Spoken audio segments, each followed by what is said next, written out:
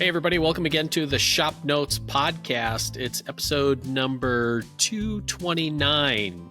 Anyway, on today's episode, we're going to do some updates, get a sneak preview of Logan's international voyages, catch up on any other shop updates with Woodsmith, ShopNotes, and Popular Woodworking. And there you go. And a general discussion on woodworking itself. This episode of the ShopNotes Podcast is brought to you by Harvey Industries. Good enough is not good enough. See all of our new tools at harveywoodworking.com. When you talk about Logan's international travels, I imagine him like voyaging to a land of the Lilliputians. Am I saying that right? Just all these little people. I mean, the king of them. I don't know. The Gulliver's Travels kind of thing. Yeah, I can see that. When last we left our intrepid Mr. Whitmer, he was embarking on a project of making giant-sized doors. Yeah. I have them put together. Do you really? Yeah, I mean, they're not like glued up. Right. But I have all the cope and stick routed, which I have to say, like, if you ever see yourself doing anything at a semi-production scale, I'm not talking like selling stuff, but like if you're making drawers or something or whatever, if you're ever planning on doing big parts, moldings, you owe it to yourself to buy a shaper. All right. Like, just the ease in which that machine routes full depth cope and stick joinery in 8/4 mahogany. I mean, absolutely. Okay. It's a 3-horse, I think. It might be 5. But, like, it just blows through it, no issue. Super clean. I am surprised. So the cope and stick bits I'm using for this thing are from Infinity down in Florida. It is their OG profile. They have a couple profiles. I'm using their OG profile.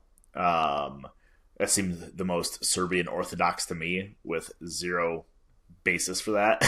so that's my stereotype for the Serbian Orthodox style.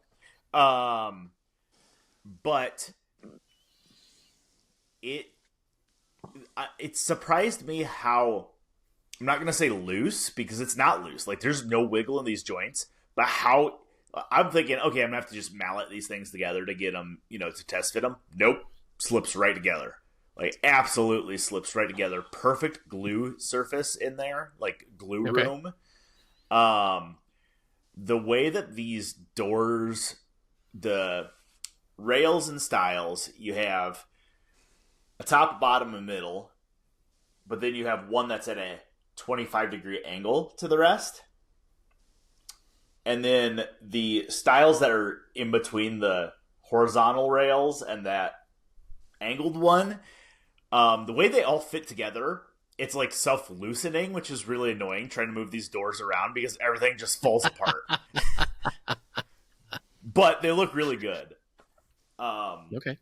Yeah, so I messaged the church that I'm building these for and said, hey, I'm leaving tomorrow. I need you guys to get samples of what I have, or come pick up these samples I have done for color, because I'm ready to start doing the panels, and I'm going to pre-finish all the panels. Right. So, yeah, it's they're pretty cool. I'll send you guys a picture so you guys can see them. But yeah, they're pretty. I'm very happy with how they are progressing. So, that's my picture. Yep. Which is interesting to me, because you think of giant entry doors as being a big project, and they are, but there's also not a lot going on with it. It's just scale. Yeah, that's all it is. It's all scale. Now, if I was routing, if I had a route like this cope and stick and this is kind of where the shaper really pays for itself. If I had to route this cope and stick in multiple setups, like if I had to route an OG on both edges, and then, either cut a dado or cut a groove on the table saw with a dado blade or a wing cutter or something to make the groove for the panels, then you're looking at a much larger project. Right. But like after like roughing all of these parts and milling them, which was just a couple hours. I mean, I did all the cope and stick joinery in like an hour. 2 setups. Oh, wow. Yeah, 2 setups. You set up the one portion of the joint, then you have to flip everything around and set up the other. And this is my own idiocy that caused this. At first, I'm like, this is weird. This is a lopsided profile. Well, the way the cutters work is you have a top OG and a bottom OG on one set, and then a spacer to create the tongue. Okay. In the opposite set, you have the same profiles, but with slightly different shoulders to like cut away the waist area, top and bottom. Now, this is coming from a guy that has not used the shaper a whole lot. And then you have basically a large fly cutter in the center to cut the groove. They're not, one part of each set is engraved with the item number, but not every one is. So I had them all mixed and matched. So my first one, I cut the part that goes in the styles, which is the groove, and then the OG, and the tongues on the OG part were different sizes. I'm looking at it, I'm like, something is not right here. Like, you can't adjust that. And then I realized I had the cutters, because I opened up the cutters and was playing with like how they made it together, and then I must have swapped them somehow. So, all right. So I grabbed a paint marker and marked all of the cutters so I know which sets go with which. That way, I'm future foolproofing it. So, yeah, they are, for only being 30. What are they? 30 inches wide. So they're a small door. Like, okay. Most entry doors are 36. I think ADA says they have to be 32 or 33 for an entry door, but because these are French doors, you get around that, right? They're very heavy. They're so heavy. So now that I am, have everything kind of clamped together, even without the panels in place, I'm like, all right, at this point, I do 100% agree that there needs to be additional joinery within that cope and stick versus just the cope and stick joint, because the weight of these things would pull themselves apart. And I was talking to Brian DeYoung when I was down in Georgia a couple weeks ago, because he does a lot of entry doors. He's like, he has a slot mortiser. He has a Felder slot mortiser that he uses. So he just goes in there, routes out a 4-inch deep mortise, and does loose tendons in each of them. Which is great if I had a slot mortiser. But I don't. So he's like, most old doors were held together with dowels. And that's how commercial doors are done. They just blow in big dowels, 1-inch dowels into the joints, and that's it. And he's like, my problem with that is those dowels aren't going to stay around forever. It's a front door. So as soon as that dowel ovals a little bit, you're losing most of your surface area on the glue. And he's like, I've done repairs on a lot of old doors, and they come apart real easily. I'm like, okay, I get it. So I still have not fully decided what my joinery is going to be for this. It's going to be some form of loose tenon, whether I cut that on the Panto router. I need to get a hold of the guys at Panther Router and see what their thoughts are on routing like a 3-inch deep mortise with the Panther Router. I don't think it's an issue. I have a feeling you're going to get quite a bit of vibration. I'm probably going to use a end mill bit, like a 4-inch deep end mill bit to do it. Yeah. It would almost be like you'd have to get 2 different sizes. Yeah. So that you could route the, say, like 75% of the mortise with a short bit that it isn't going to flop around. Yeah. and then switch out and do the extra long bit. Yeah. My other thought was, do I kind of do the Woodsmith mortise, drill it out, and then not square it up with a chisel necessarily, but drill it out and then stick it on the Panther router. Oh, yeah, that's true. And then you're just zipping off those little dog ears. Right. And at that point, I you've almost created like a beadlock type A little bit, yeah. profile, and it's like, I could probably just pound in some yellow pine loose tendons in there, and they compress down. What would you do, John? Yeah, the 4-inch bit in the Panther router, it seems like a lot of screaming router bit sticking out. Yeah. for me, for my taste. But yeah, I might drill out most of it and then come back, clean it up with the router. You could. Yeah. That's kind of what I'm thinking. I know so the problem is you have two options for router bits. You got girth or you got length. You don't generally have both of those, right? So yeah, I think for myself, I can say with a straight face. So I'm like, okay, I could do a 3/4 inch. They make 3/4 inch straight bits, but they're not 4 inches long. So almost do a 3/4 inch straight bit, like a two flute 3/4 inch straight bit to give you the most rigidity. But I don't think I need a 3/4 inch loose tenon in there. I think a 1/2 inch loose tenon would be plenty fine. Yeah. Or maybe in 5/8, so that way if I use a 1/2 inch bit, I'm only cutting on one side of that router bit instead of both. Although cutting on both sides of the router bit might help stabilize it a little bit. I don't know.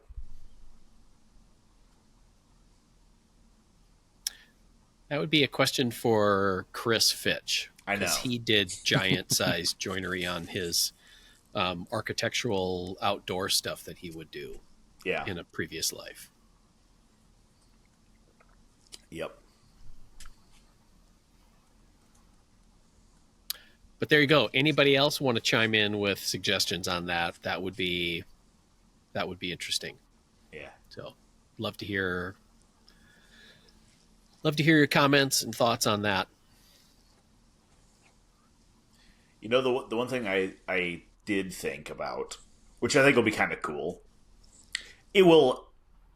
Nobody that's not a wood nerd would think this is cool, a woodworking nerd, but because the way the rails and styles work on this, the idea behind these doors is you add a little bit of molding around the face of the door to make the orthodox cross on it.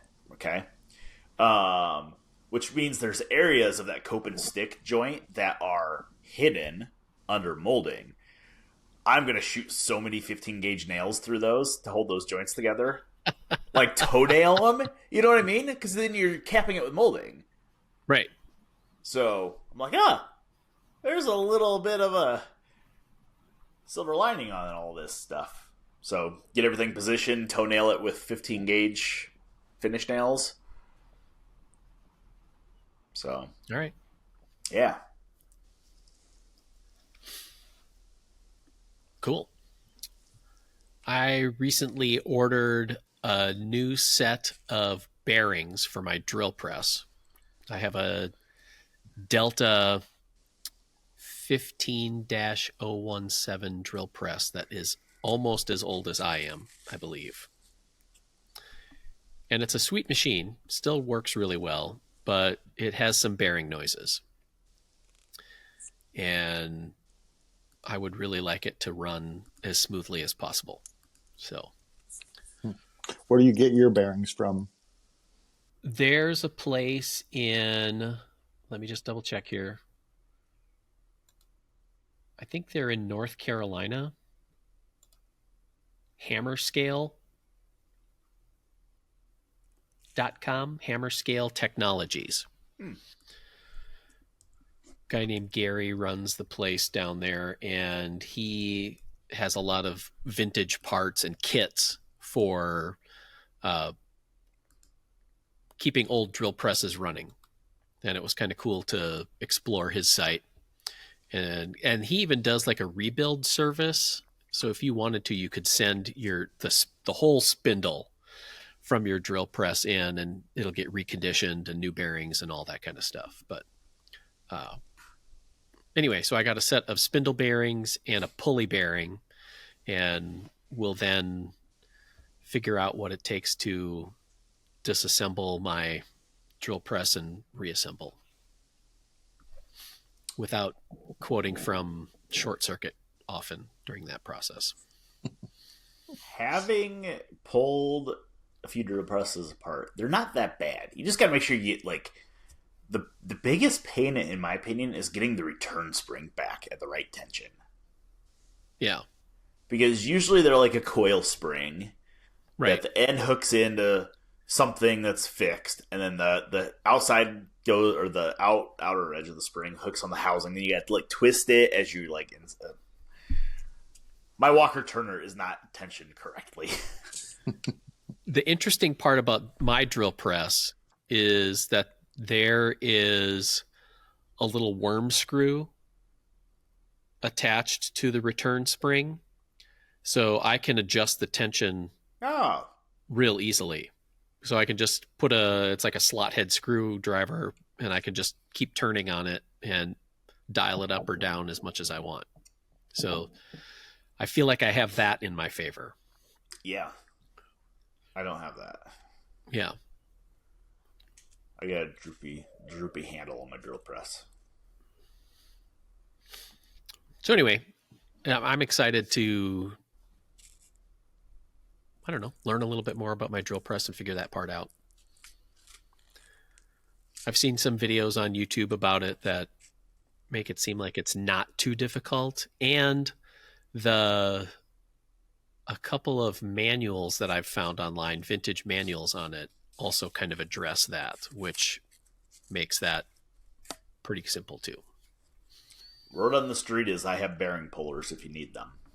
All right. I might. Yep. So, otherwise you're doing the mallet whack thing, trying to get them off, and they don't always come off. Right. So then you're using language you don't really want and all that kind of stuff. Yeah. Speak for yourself. I love using that language.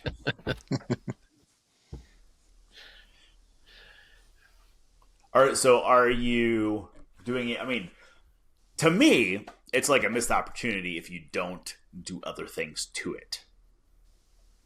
It's like changing the oil on your car without putting new headers and exhaust on it. Wow. Okay, so does yours have a Jacobs chuck? It should, right? Mine I actually got a aftermarket keyless chuck on it. Oh, okay. Well, never mind then. I'll say it because like there's maintenance you can do on like the Jacobs chucks where you pull it apart, re-grease it, kind of clean up. Yeah, like they always gunk up with like little metal filings and stuff. Right. The Jacobs chuck that came with mine, which I think is the original one, is just a little dinky one. Oh yeah. So I had found this was the Woodsmith store years and years ago, carried a keyless chuck that I think that could also be used on a lathe. Yeah. It just had the same taper. Yep. But having a keyless chuck on the drill press is a nice upgrade for a vintage machine like that. For sure. I do already have a link belt on the pulley, so that part's taken care of. And then was it like a year and a half ago, I did kind of a depth stop, and I did kind of a tune-up on the machine. Because the one, when I got it, it didn't have a return spring, so I got an aftermarket return spring. So, I have a lot of that stuff taken care of already. So. It's already been lowered with 30-inch rims put on it. Right. Yeah. Okay. Got it. I haven't done like new paint or anything on it, but yeah, the paint is in decent shape, so I'm just going to let it wear its age pretty well. So yeah, Got it. Does it seem to run pretty true? It does, actually. Okay. I had always thought that, and this was what made me do the little tune-up on it a year and a half ago, is that when I would raise the bearing or the pulley cover and turn it on, there was a flutter in the belt. So I kind of adjusted the tension on that, lubricated the bearings, because I thought that could be an issue with it, just because it was an old machine. And I was able to, and because of that flutter, it sounded loud and kind of squealy. I think I had you guys out there once in my shop, just listening to that, see what the issue was. And because of that, I always thought that it wasn't running true. But once I took care of those vibration issues, it seemed like the whole machine just kind of settled down. Gotcha. So, and I think the bearings will be beneficial also. Yeah. It's always interesting to me too that, like, the quality of bits that you buy, there can be a lot of run out in a bit.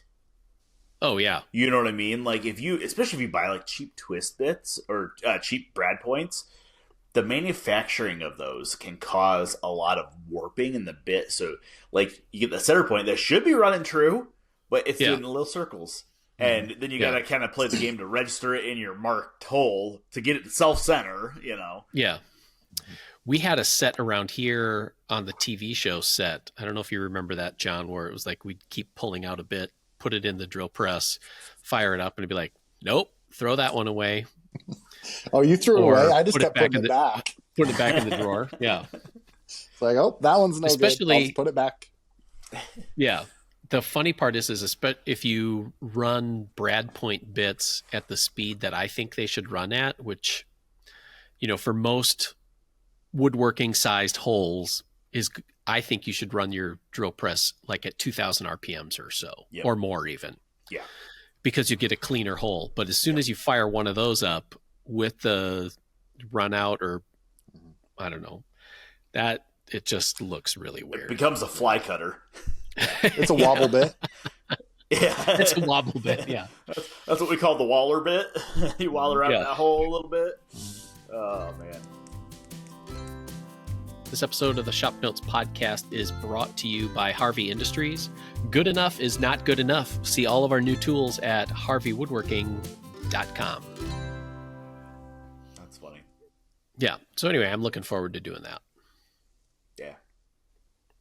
I have this like list of projects that I obviously working on these doors right now, but then I'm into shop project mode after that. You know, done like actual shop structure stuff, you know, finish some trim work, landscaping's pretty much done outside. Like, it's all coming together how I wanted it. But it's like, now I got some shop projects to do after this. So it's like, I'm trying to like weigh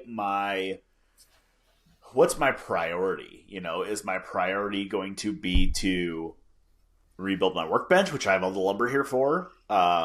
Or do I start tackling the outfeed table for the saw, which is also really kind of a high priority because I want to build a lot of storage into that. That's going to help. Or, you know, I kind of backseated the drill press. You know, this came from the drill press comments. Like this, I kind of backseated my drill press restoration because it's running great. Like, thing runs great. So it's like, I don't really need to monkey with that right now. But what I do need, because it's a radial drill press, it has the bed on it is very similar to what you would find on a vertical mill. So it is a cast iron bed with milled ways in it.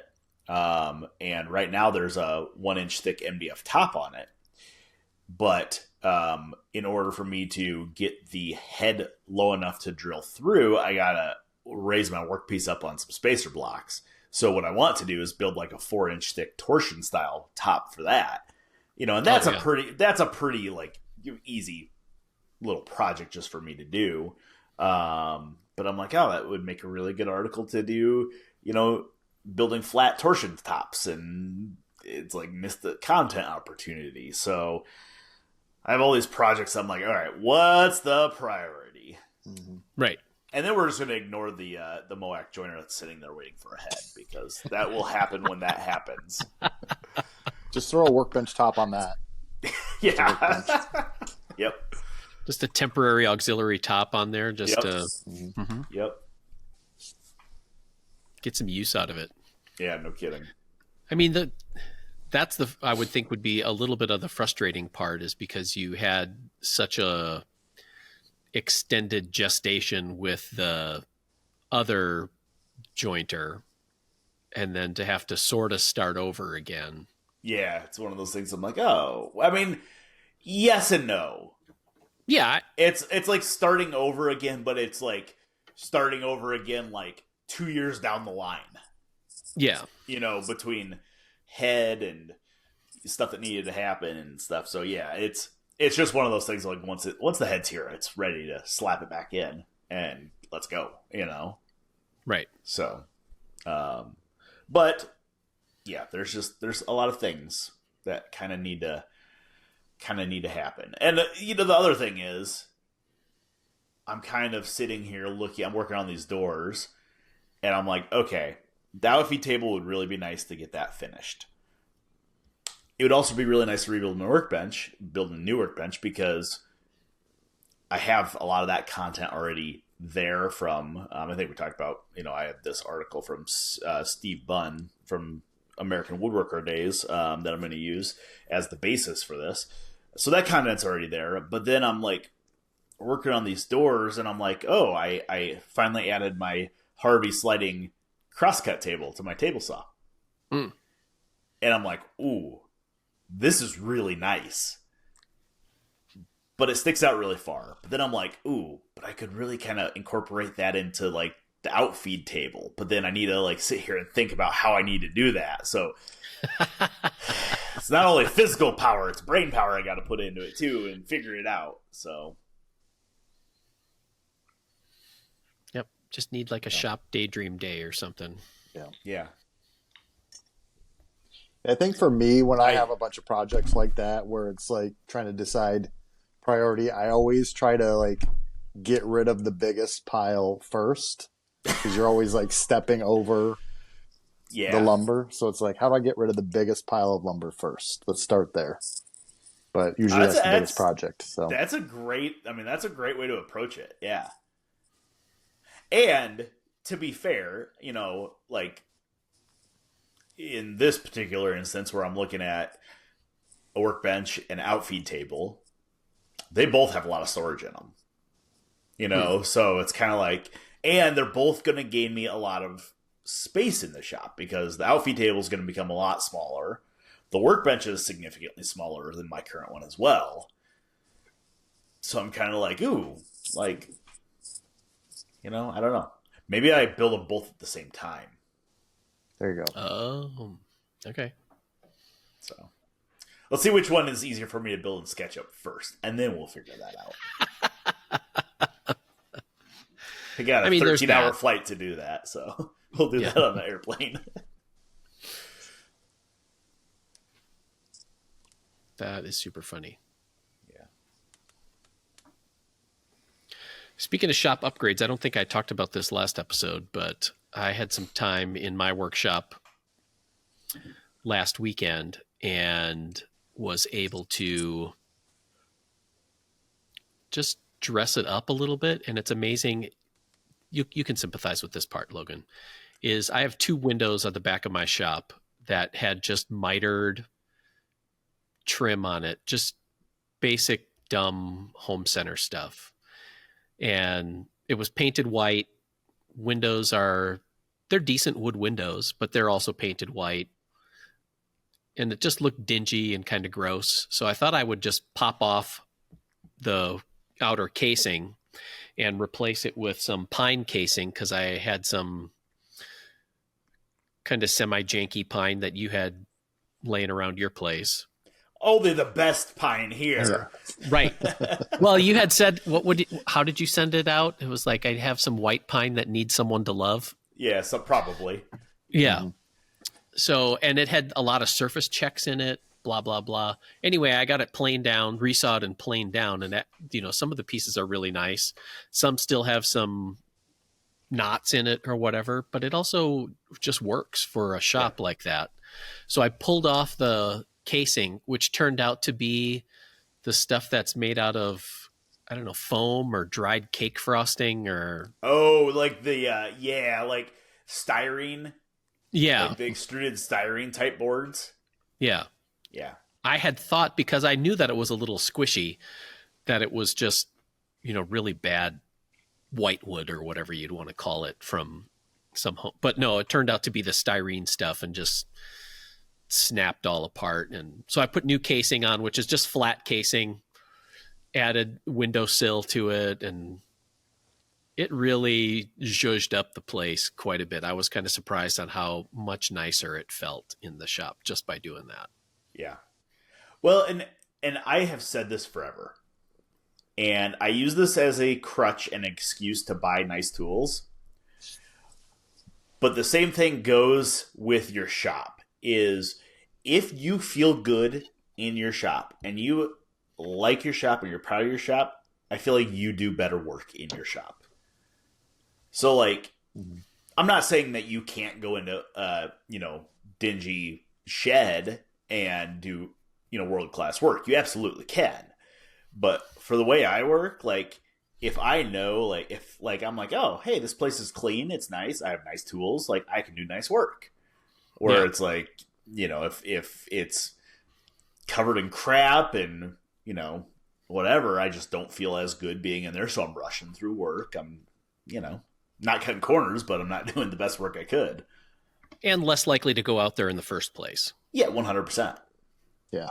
If you have a place that you want to just hang out in, sometimes work just happens if you're hanging out. Yeah. So. Yeah. And it was one of those things that I had always wanted to do. And it always feels like I should actually build projects rather than just make stuff at, dress up the shop or whatever. And it was like, no, this one needed to get done. Yeah. And it was a really fun win to have to make me be out there more often. And I am. Yeah. So that's been really cool. So. Yeah.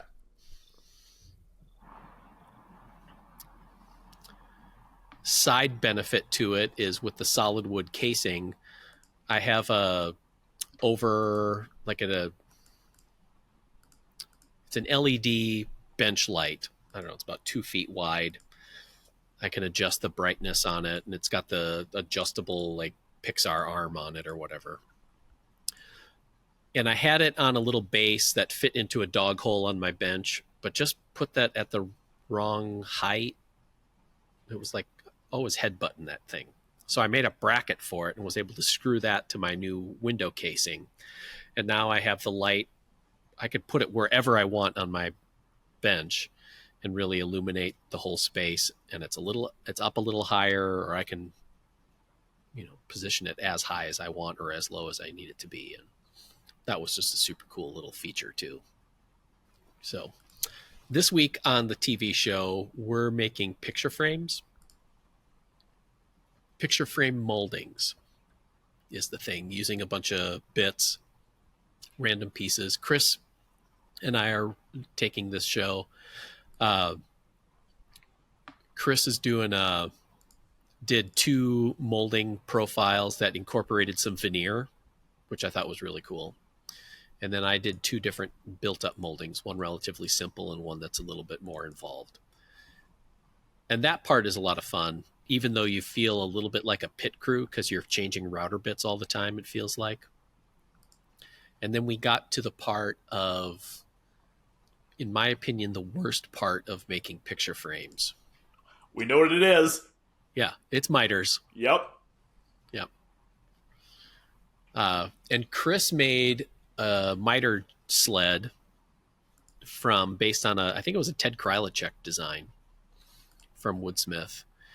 And probably because Chris did it, like, it just cuts exact miters, just the way they should be mitered.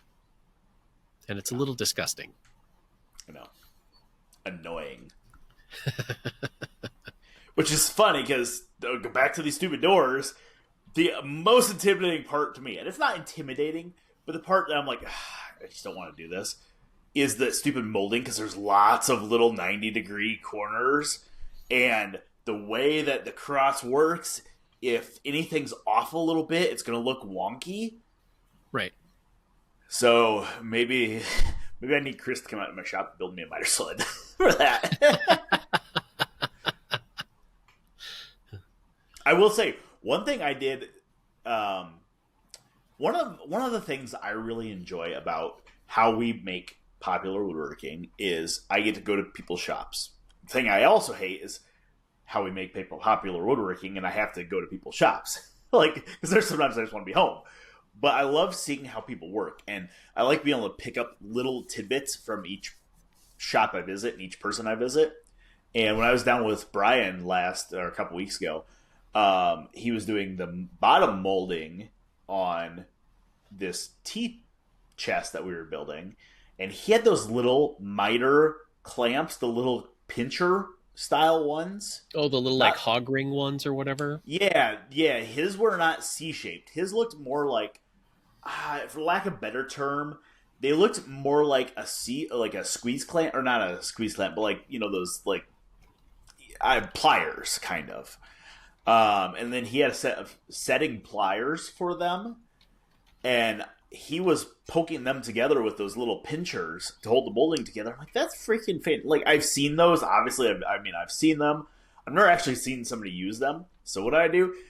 As we're sitting in his shop, I order a $20 kit on Amazon because I'm like, yep, need those. So I have not used them yet. They're still in the box, so I don't know how they'll work, but I'll give Phil a link for those so he can add it to the show notes page, because I thought they were pretty sweet.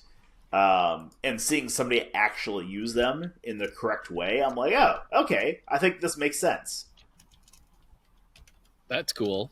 So, yeah, because sometimes I look at those and I'm like, this feels like you're just making up a solution. Yeah, but I'm telling you, watch Brian use them. I'm like, yeah, I'm down with those. Okay. All right. Yeah, I'll put a link in the show notes to those. Here comes Logan's buzz that he's sending you guys a message. Got it. There it is. All right. There we have it. So by the time people are listening to this podcast, Logan will be on his way home, probably back from China. Yep. It's a thing. Yep. Going to see the folk at Harvey Industries. Yeah, it'll be very interesting. I saw... now, I'm going to say this, and I don't mean anything by it. Okay? I feel like I just need to preface everything I say with that. I think we all have a preconceived notion about what a Chinese manufacturer of any product is, right? I think we in the States are like, oh, it's a small, dark, dingy factory in China that just has black smoke rolling out of it, and they're just producing widgets. 20 cents on the dollar, right? I saw a video of a couple of the Harvey US people's trip to Harvey a couple years ago. Absolutely not what you would expect. I'm talking not skyscraper, but very close. And, glass offices all over, showed the production floor where people were creating and assembling machines. And that is not what I expected. I had a stereotype in my head that's based on absolutely nothing and could not be further from the truth. So I am bringing the camera. We are going to do some media coverage on the production process of woodworking tools, because I think that is very interesting. And yeah, we'll be including that in an upcoming issue, which will be very cool. Nice. Yeah, because how often do you get to go to China and visit one of these manufacturers? Seems not that often. Yeah. All right.